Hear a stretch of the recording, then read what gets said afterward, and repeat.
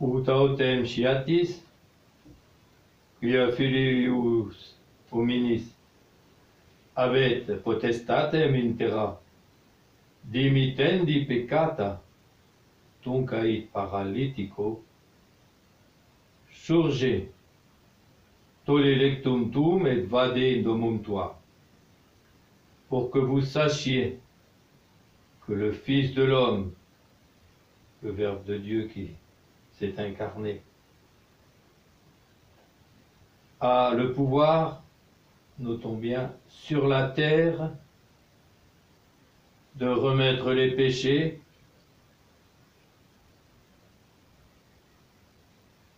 il dit au paralysé, lève-toi, prends ton grabat et va dans ta demeure.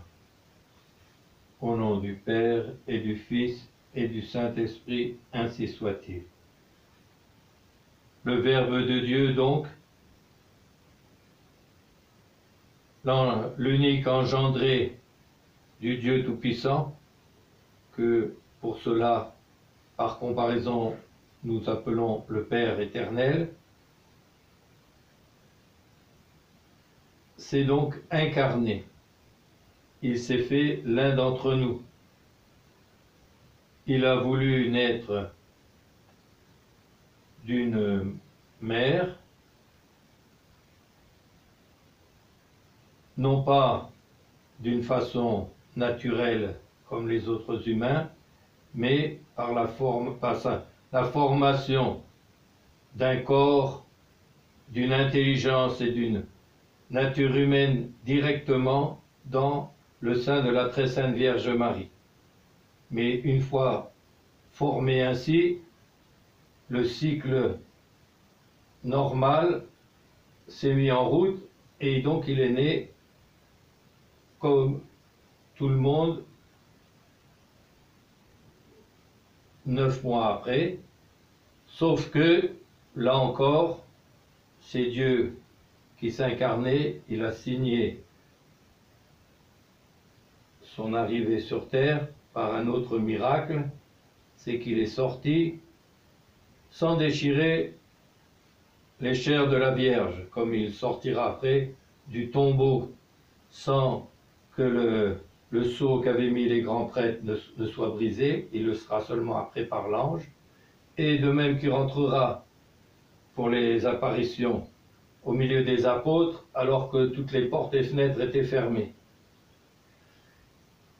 Eh bien, il est né d'une mère qui faisait partie de la descendance de David, dans le peuple hébreu, et donc il a voulu avoir une véritable patrie, comme nous.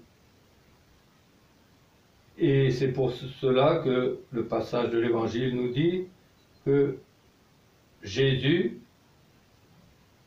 dont le nom en hébreu veut dire Dieu sauve, prit un bateau pour traverser. Alors, traverser la mer de Galilée, le lac de Génézareth, puisque ce sont des différents noms pour la même étendue d'eau, à la fois mer parce qu'il y a de l'eau salée, et à la fois lac parce qu'il y a aussi de l'eau douce, puisqu'elle est traversée entièrement par le Jourdain. Et il vint dans sa ville, in civitatem suam. Donc, après, il a marché, puisque c'est pas encore pas tout près quand même, pour aller jusqu'à Nazareth, puisque c'est là qu'a eu lieu donc l'annonciation et on peut dire l'incarnation, même si après il est né à Bethléem. Et on lui offrait un paralysé, paralytique, qu'il était tellement que, eh bien, il était sur un grabat, il pouvait pas bouger. Et Jésus, voyant leur foi, leur dit, et surtout voyons la foi aussi du paralytique, puisque c'est sans doute lui qui leur avait demandé de le porter jusque devant Jésus. Aie confiance, mon fils, ou aie confiance, fils, c'est pas dit mon fils, mais aie confiance, fils. Notre Seigneur dit, je ne vous laisserai pas orphelin à ses apôtres quand il va partir. Donc, il est en quelque sorte aussi, il a une paternité sur nous. C'est pour ça d'ailleurs qu'il est aussi appelé dans les 6 noms qui sont donnés par Isaïe au chapitre 9-6, il est appelé aussi le Père du siècle futur, puisque c'est par lui et en étant lavé dans le sang de l'agneau, dans son sang, par le rite du baptême, que nous sommes engendrés à la grâce, et donc aussi à la participation à la vie divine. Aie confiance, fils. Alors tout le monde s'attend à ce qu'ils disent, ça y est, sois guéri, tes péchés te sont remis. Oh, tes péchés te sont remis.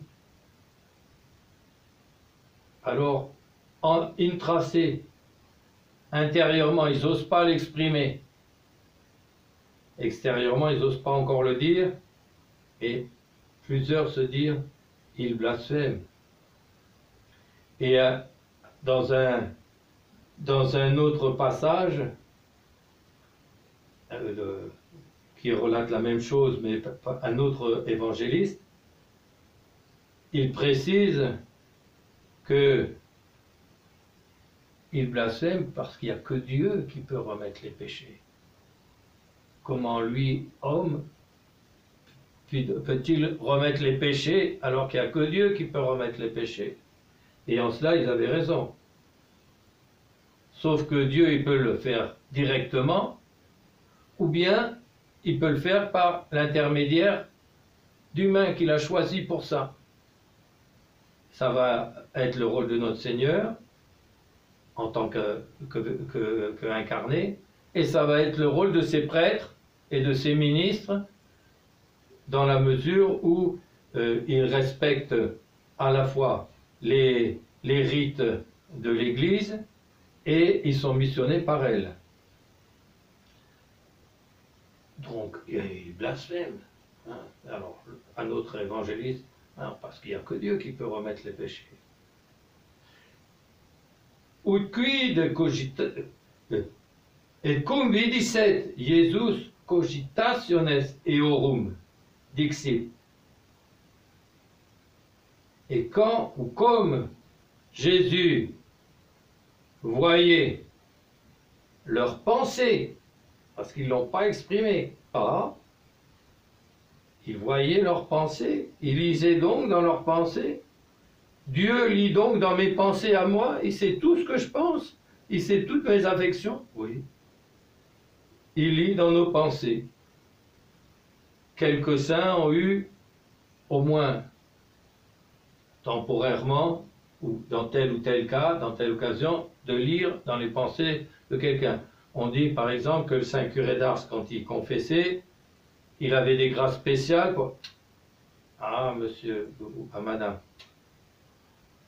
vous avez fait déjà un gros effort, mais vous n'avez pas encore accusé le plus gros. Et pourtant, il faut que vous le fassiez pour votre propre salut. Oh, ben, comment il sait ça? Et c'est pour ça qu'il avait, après, on dit 100 000 personnes chaque année qui venaient à Ars. C'était un vrai pèlerinage de partout pour se confesser. Parce que il lit dans les consciences. Et moi, il m'a laissé entendre qu'il savait des choses que je ne lui avais pas encore dites. Bon, et il le faisait pour les aider, évidemment. Mais ça, ce sont des grâces particulières. Bon, là, le Saint Curé d'Ars le faisait au confessionnal. Il ne le faisait pas en dehors. Le bon Dieu lui avait donné cette grâce spéciale. Il ne le faisait pas forcément non plus pour tous les pénitents qui se présentaient, mais au moins pour certains. Et donc, cum vidisset Jesus cogitationes eorum dixit. Et comme Jésus voyait leurs pensées, il leur dit. Donc, il voit nos pensées. On n'a pas besoin de les exprimer. Pour ça aussi que quand on prie, on n'a pas, même une prière mentale, etc., comment Dieu peut la savoir s'il lit pas nos pensées, si on ne l'a pas exprimée? Or, il n'y a pas besoin, même si c'est toujours utile de le faire, de l'exprimer d'une façon orale, parce que du coup, pour nous, ça nous donne plus d'affection, plus de foi pour le faire, etc. Mais on peut très bien prier mentalement, et si Dieu ne le voyait pas, ça ne servirait à rien. C'est donc bien parce que Dieu lit nos pensées et nos affections aussi, que il peut aussi, au jour du jugement, il nous dira, tu as pensé telle et telle chose, gravement, tu t'es complu dans telle pensée, tu l'as pas rejetée, etc. C'était une pensée coupable, et tu l'as entretenue, etc. Mon Père, pardonnez-moi parce que j'ai péché en pensée, en parole et en action, et en omission aussi. En pensée, en parole et en omission. Donc on peut pécher seulement en pensée. Ben oui, des mauvais désirs, alors pas seulement des mauvaises idées qui viennent des tentations, parce que le diable il nous fait un tas de cinéma là-dessus. Tant qu'on n'y a pas consenti, qu'on le repousse et qu'on le rejette, même si c'est les choses les plus dégoûtantes, il n'y a pas le péché en pensée. Mais si je m'y complais, eh bien, il y a le péché en pensée, et un péché en pensée peut être grave et peut suffire pour nous faire perdre la vie de Dieu, la vie de la grâce, donc l'habitation de la Sainte Trinité en nous, et donc nous mettre en état de damnation. Hein, simplement un péché. Donc, comme ils voyaient leurs pensées, Jésus leur dit: Ut quid cogitatis mala in cordibus vestris? Pourquoi pensez-vous des mauvaises choses dans vos cœurs? Alors ils ont dû se dire, mais oula, il a deviné la pensée qui m'est venue, etc. Donc commence à être impressionné. Bon, ça pourrait être quelqu'un qui fait semblant d'eux, hein. Mais on va voir par la suite que qu'est-ce qui est le plus facile de dire? Tes péchés se sont remis, ou bien lève-toi et marche. Alors, ça dépend sous quel angle on prend la chose. C'est facile de dire tes péchés sont remis parce qu'on ne voit pas s'il y a l'effet ou pas, hein. Donc, extérieurement parlant, c'est plus facile. Bon. Par contre, si on n'a pas le pouvoir du prêtre, ou si on n'avait pas une inspiration spéciale pour savoir que Dieu a pardonné ou quoi, on ne peut pas dire tes péchés sont remis. C'est pas possible. Bon. Et alors le prêtre, quand à part des prêtres éclairés comme le Saint Curé d'Ars et tout ça, le prêtre, il se tient à ce qui a été accusé. Il ne peut pas se tenir à autre chose. Il essaye de voir si c'est tout, etc., pour justement pas qu'il y ait une omission volontaire d'un péché grave qui rendrait l'accusation et l'absolution nulle. Donc il essaye de le faire dire, etc., de voir s'il y en a ou pas, hein. Mais après, il juge au fort externe. Il juge ce qui lui a été déclaré et révélé. Il peut pas juger de la pensée elle-même, sauf grâce spéciale comme un curé d'Ars. Bon. Et donc, extérieurement, c'est plus facile de dire tes péchés sont remis, on ne voit pas s'il y a un effet ou pas. Bon. Que de dire lève-toi et marche, parce que si on dit lève-toi et marche, puis que y a rien qui se fait, ouais, t'es un charlatan, etc., toi, hein, tu fais semblant d'avoir un pouvoir, et puis on voit bien que tu ne l'as pas. Hein. Bon. autem shiatis, donc c'est ce qu'on a dit dans l'Exode, pour que vous sachiez que le Fils de l'homme a le pouvoir sur terre. Alors, c'est pas qu'une fois que notre Seigneur est au ciel, il a plus le pouvoir de remettre les péchés. Parce que c'est pas les prêtres qui remettent les péchés. C'est Dieu à travers eux. Eux, ils sont des instruments, c'est tout. Des instruments très précieux, hein, qui nous aident beaucoup, etc. Mais ils sont que des instruments. C'est pas eux qui remettent le péché, c'est Dieu à travers eux. Mais pourquoi c'est précisé sur terre? Ça veut dire que tant que vous, pas que lui est sur terre, mais tant que vous êtes sur terre, je peux vous remettre les péchés. Une fois que vous êtes mort, c'est terminé. C'est terminé. Là, vous êtes en état de grâce, vous êtes sauvé. Vous êtes en état de péché mortel, vous êtes damné, c'est terminé. Il n'y a plus de rémission des péchés. C'est une hérésie attribuée à Origène. Est-ce qu'elle est vraiment de lui ou est-ce que c'est seulement ses disciples? De dire qu'il y aurait à la fin du monde une rémission générale de tous les péchés, y compris pour le diable. Voilà. Et cette erreur est une grave hérésie qui a été condamnée depuis l'origine par l'Église.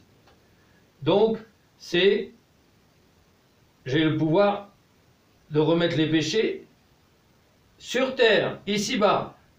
Non pas ici-bas moi, mais vous. Tant que vous êtes ici-bas, sur la terre, les péchés peuvent vous être remis. Après, c'est trop tard.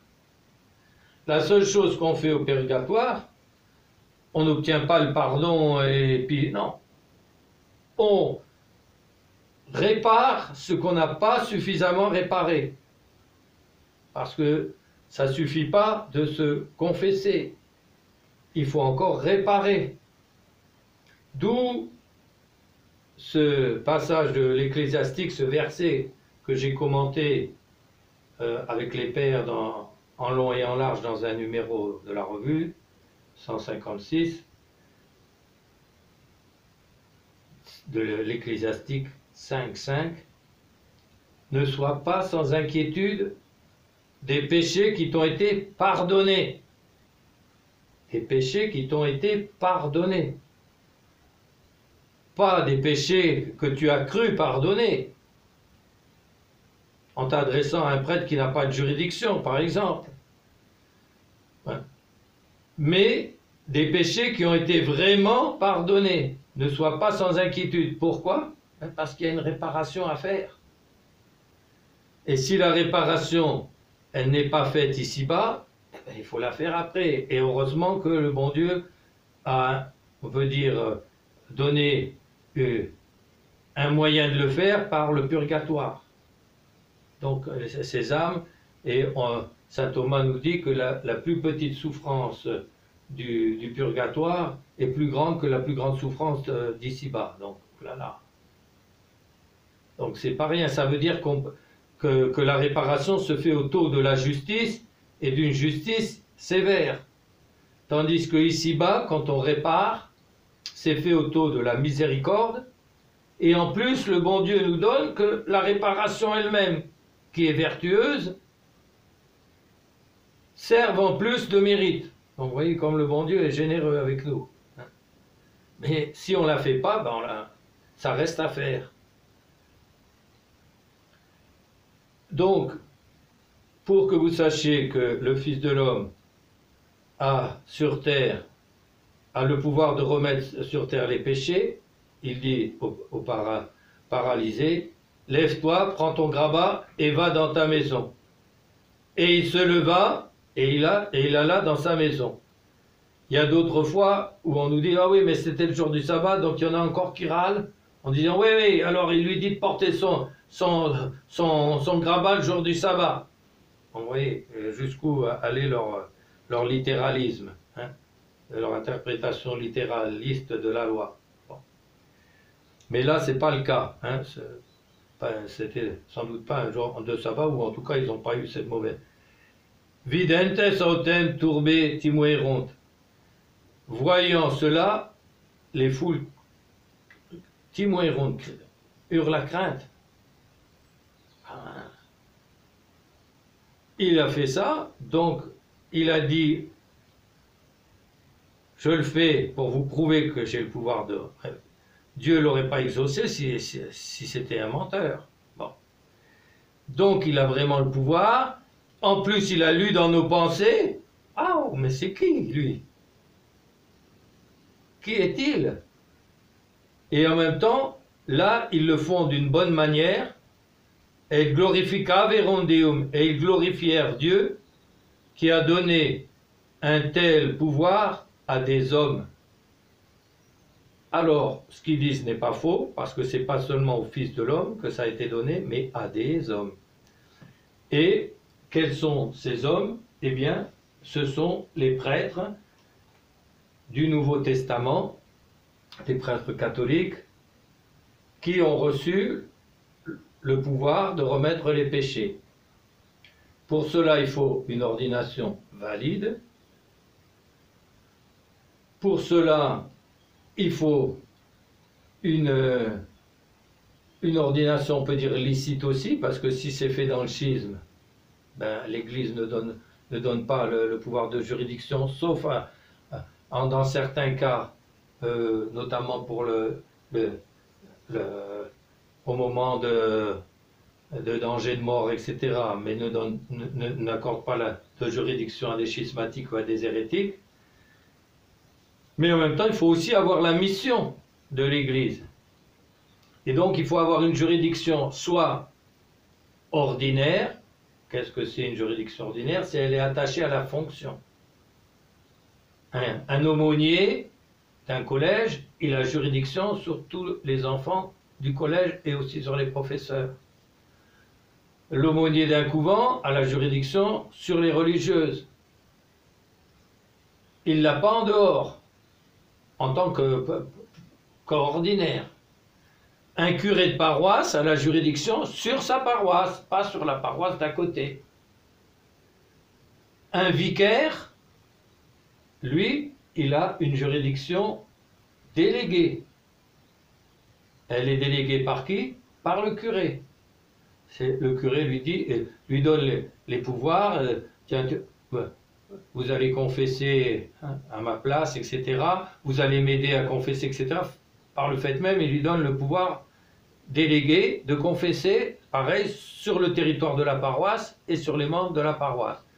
Sur ceux même qui extérieurs à la paroisse, qui sont dans la paroisse. Voilà, c'est limité. Et puis après, il y a aussi des juridictions qu'on dit de suppléance en certains cas. C'est-à-dire que, bien que tel prêtre, à tel endroit, par exemple le curé, il a pris le bateau, puis il y a quelqu'un qui lui demande de le confesser, etc.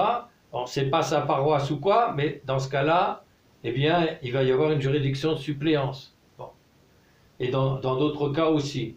Mais s'il n'y a pas de juridiction, ni ordinaire, ni déléguée, ni de suppléance, le prêtre a beau vous dire « je vous absous au nom du Père et du Fils et du Saint-Esprit », il ne fait rien du tout.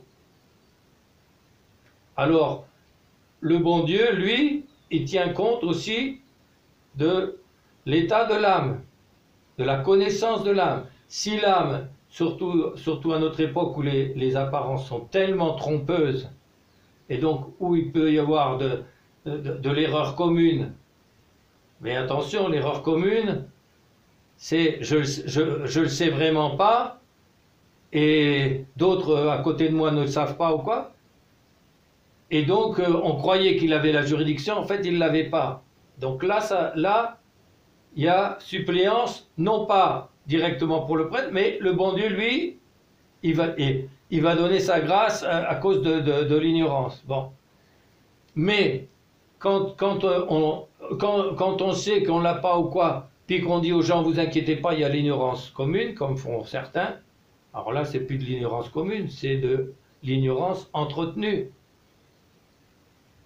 Et là, ça ne fonctionne pas. Donc ceux qui, en connaissance de cause, vont s'adresser à des schismatiques, à des hérétiques, eh bien, ils sont pas, et qui n'ont pas le pouvoir de les absoudre, eh bien, ils ne sont pas absous par le prêtre. Alors, par contre, le prêtre qui a les pouvoirs et la juridiction normale, alors même dans ce cas-là, il peut se faire que l'absolution ne soit pas donnée. C'est-à-dire, alors par contre, d'abord il faut, je t'absous au nom du Père et du Fils, comme il dit, ceci est mon corps. Alors c'est pas ceci est mon corps en dehors du rite qui l'entoure et qui précise dans quel sens c'est dit, mais mis au milieu du rite de la vraie messe, etc., ces paroles sont prononcées, ceci est mon corps, c'est pas le corps du prêtre qui le dit, c'est le corps de Jésus-Christ. Ça veut dire que c'est Jésus-Christ qui parle à travers lui. Et donc il devient un instrument et un autre Christ. D'où la grandeur du sacerdoce, quelque chose d'extraordinaire. Un saint disait si je voyais un ange et un prêtre, je me mettrais d'abord à genoux devant le prêtre et seulement après devant l'ange. Parce qu'il a en cela, il est comme un autre Christ, il a des pouvoirs au-dessus de ceux des anges. En cela. Hein. Donc, si il a jugé que les dispositions sont bonnes, etc., et qu'il donne l'absolution, il y a une véritable absolution. Oui, mais si quelqu'un a caché un péché grave, puis qu'il n'a pas su le lui faire dire, ou qu'il n'a pas eu l'inspiration de lui faire dire, ou quoi, ou que l'autre a été tellement décidé à ne pas le dire que, eh bien, il lui a dit « je t'absous », sauf que il a pu tromper le prêtre, mais il ne trompe pas le souverain prêtre qui est Jésus-Christ. Là, il ne le trompe pas. Donc, il est faussement absous. Un autre cas où l'absolution peut ne pas être valide, c'est que il faut la contrition. Alors, on dit l'attrition. L'attrition, c'est je demande pardon, etc., par crainte de l'enfer, et ça. C'est une très bonne chose. La crainte est le commencement de la sagesse. Et la contrition, que certains appellent la contrition parfaite, mais c'est un peu un pléonasme. La contrition, c'est je le fais pour l'amour de Dieu, parce que je sais que je l'ai offensé, et que c'est à cause de ça qu'il a eu sa passion, etc. Donc là, c'est par amour. Et l'autre, c'est l'attrition. L'attrition toute seule n'est pas suffisante sans l'absolution sacramentelle. La contrition, par amour, etc., eh bien, Dieu peut remettre le péché avant même la confession. C'est ce qui nous est montré dans la parabole des lépreux, où notre Seigneur leur dit « Allez vous montrer au prêtre », et avant même, comme ils obéissent, ils ont l'intention de faire ce que Dieu a demandé, c'est-à-dire, si vous pouvez vous adresser à des prêtres ou quoi, vous devez vous adresser à des prêtres. C'est pas facultatif. Mais dans la mesure où on peut pas, où on a des prêtres qui n'ont pas de juridiction ou autre, bon, là c'est autre chose. Et donc, ils sont guéris avant même d'arriver au prêtre. Et la contrition, bon, eh bien, notre Seigneur habituellement, c'est les canaux ordinaires de la grâce, que sont les sacrements, habituellement, dans un temps normal, etc., il ne pardonne qu'à travers ses ministres, à travers la confession, à travers l'accusation, etc., en temps normal. En temps normal et en situation normale, parce qu'il peut y avoir des situations aussi où, même en temps normal, on est sur le front, où on a fait naufrage sur une île déserte, il n'y a pas de prêtre, etc., où Dieu peut pardonner aussi. Mais il peut évidemment pardonner directement aussi. Dieu peut pardonner directement. Qu'est-ce qu'il fait là, notre Seigneur? Il pardonne directement. pas à travers un autre homme. Et pour Sainte Marie-Madeleine, il lui dit, va et ne pêche plus. Tes péchés se sont remis, parce que tu as beaucoup aimé, va et ne pêche plus. Et pourquoi va et ne pêche plus? Ça veut dire qu'il faut aussi le ferme propos, de prendre les moyens de ne pas recommencer, de ne pas se mettre dans des situations où on est proche de tentation, etc. Si je vais à une soirée dansante ou je ne sais pas trop quoi, dans certains milieux, bon, comme disait le Saint Curé d'Ars, demander à des jeunes gens qui vont là-dedans d'y aller sans péché, c'est demander à un brin de paille, quand vous lui mettez le feu, de ne pas brûler. Bon, alors, il était réaliste, hein, au moins le Saint Curé d'Ars. Bon.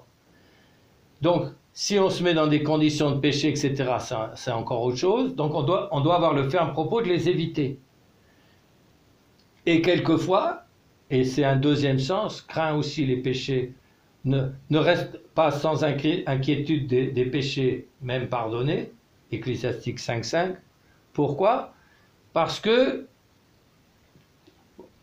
j'ai l'habitude de faire telle faute, habituelle. Oui, bon, j'irai samedi me confesser, puis dimanche je pourrai communier, sans problème. Puis lundi ou quoi, c'est pas grave.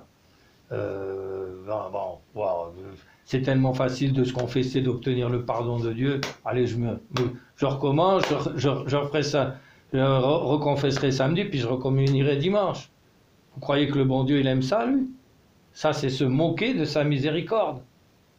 C'est se moquer de la miséricorde de Dieu. Alors, arrivé un jour, c'est terminé. Dieu donne plus ses grâces. Et donc, ça aussi, il faut le craindre. Demandons à Notre-Dame d'avoir la foi de ce paralytique et de regretter nos péchés, et à défaut de pouvoir passer par les canaux ordinaires de la grâce, de demander pardon du fond de notre cœur, et pour ça de prier Dieu de nous en donner la grâce, car on ne peut pas y arriver. Si vous lisez bien l'oraison d'aujourd'hui, on ne peut pas y arriver sans la grâce de Dieu. Hein, que Dieu dirige nos cœurs et qu'il soit dirigé par l'opération de votre miséricorde, parce que nous ne pouvons pas vous plaire sans vous, sans votre grâce. Et pour ça, eh bien, il faut demander à Dieu de nous donner la grâce. Et déjà, demander à Dieu de nous donner la grâce, c'est déjà une grâce. C'est déjà une bonne inspiration qu'on a de Dieu. Voilà, tout est grâce. Hein. Eh bien, implorons Notre-Dame, qui, on l'a fêté dimanche dernier, Notre-Dame des 7 douleurs. On l'a refêté, on peut dire, il y a 2 jours, puisqu'on est le 21, et que le 19, c'est l'apparition de Notre-Dame de la Salette, la Vierge pleurant sur la Sainte Église, mais pleurant aussi sur les âmes qui se damnent. Elle qui a montré à Fatima, aux petits-enfants, des âmes en enfer, que les enfants disent, ils étaient comme dans un torrent de feu et de soufre, etc., et comme des corps sans pesanteur et autres, qui montaient, qui descendaient, etc. Et ça a tellement marqué les enfants qu'ils ont commencé à faire des pénitences incroyables pour leur âge, pour le salut des pécheurs. Eh bien, donnons-nous aussi cette pensée, non seulement de demander pardon pour nous, mais d'aider les autres à se relever. Car ça aussi, c'est pardonnez-nous nos offenses, comme nous pardonnons à ceux qui nous ont offensés. Alors ça aussi, si on le fait du fond du cœur, alors Dieu sera pas porté à nous pardonner du fond du cœur. Si on ne pardonne pas à notre prochain, alors Dieu fait la sourde oreille avec nous. Que Notre-Dame nous obtienne donc ces grâces du regret de nos péchés de le faire par amour de Dieu, qu'elle nous obtienne la contrition de tous nos péchés, pas de la moitié, le ferme propos de prendre les moyens de lutter pied à pied contre nos contre nos défauts. C'est ça, il faut pas laisser passer. J'ai fait une chute, il faut que je me relève et il faut que je la répare. Je refais une chute, il faut que je me relève et que je la répare. Et que je fasse à chaque fois la réparation. Ça m'aide à pas avoir envie de recommencer. J'aurais bien le temps de réparer après, alors on accumule, et Saint Paul nous dit, vous accumulez un trésor de colère pour le temps futur. Eh bien, que Notre-Dame nous épargne ça et nous donne la sagesse de savoir réparer, de savoir lutter contre nos défauts, et surtout d'implorer la grâce de Dieu de nous accorder la contrition. Au nom du Père et du Fils et du Saint-Esprit, ainsi soit-il.